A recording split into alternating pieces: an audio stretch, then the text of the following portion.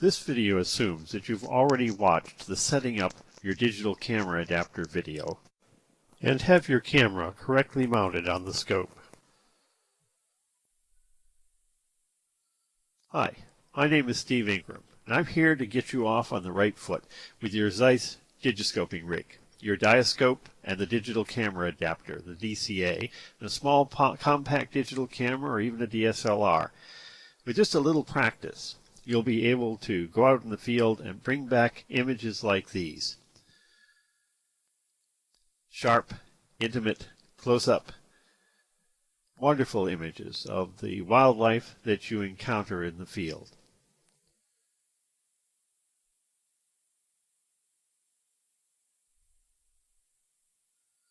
With today's digital compacts, you can even capture full-motion HD video. There's nothing like it to show off the beauty of the creatures that you come in contact with in the field.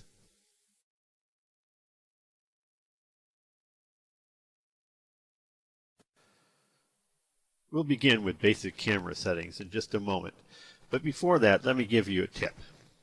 When you start out, practice on the easy stuff. Don't go after birds like I've been showing you pictures of. Find a big bird like a great blue heron that stands still and gives you a chance to get focused and take your first pictures, or the common birds like the gulls you find around on the beach, or even practice on wildflowers in your garden. They provide nice stationary subjects for your practice.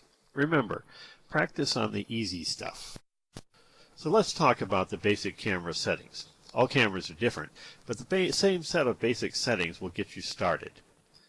Your controls may be in a menu system controlled by buttons on the back of the camera, or in addition you may have a dial on top of the camera that allows you to set certain functions. Whatever your camera is like, the first step is to set it on program, not auto. There are times when auto exposure just won't be able to handle the full range of tones in the image. Birds, white birds on a sunny day, are a special problem. There you want to be able to use exposure compensation, which is only available in the program setting. You will be able to use certain auto features like auto white balance. Set your flash so that it doesn't fire. If you have a continuous setting that takes one picture after another as long as you hold the shutter down, set it at that. For focus, set it in the center of the frame and use the smallest setting you can, center focus or a small frame.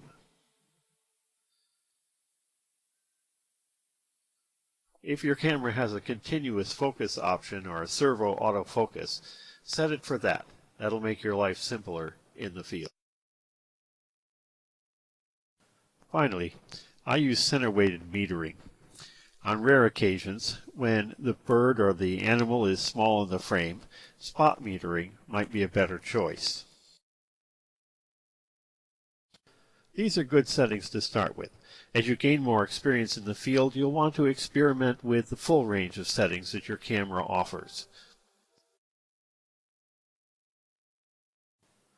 To go over that once more, that would be program setting for the times you want to use exposure compensation, auto white balance, flash off, continuous or sequential shooting, center or spot autofocus, continuous or servo autofocus, center or spot auto exposure.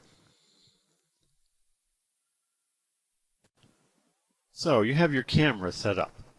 Now before we go on to taking your first picture, I'm going to give you one more tip.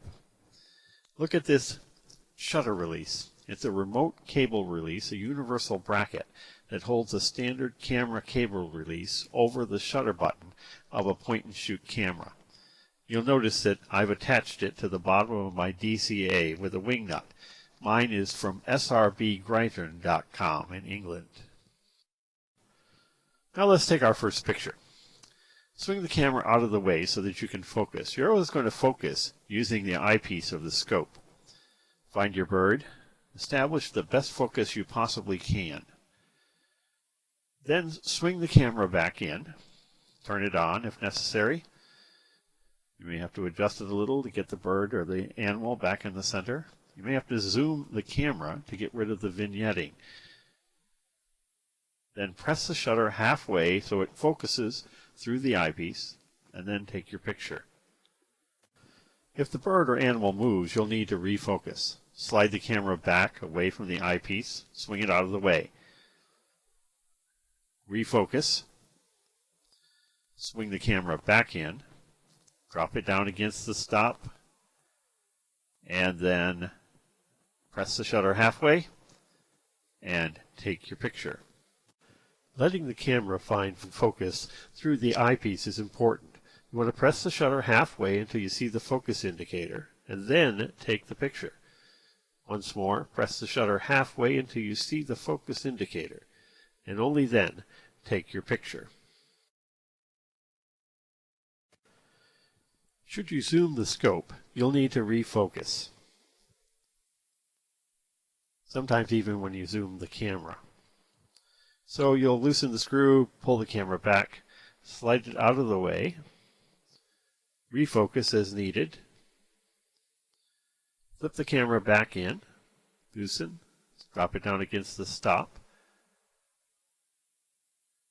press the shutter halfway until it achieves focus, and then take your picture. So you've taken your first pictures with your ZEISS digiscoping rig. Soon you'll be bringing back pictures like these of the birds and the animals that you encounter in the field. Digiscoping is a lot of fun. It does take some practice and some patience, but you've made a good start by purchasing the ZEISS digiscope and the digital camera adapter. All that's left now is some practice and the fun.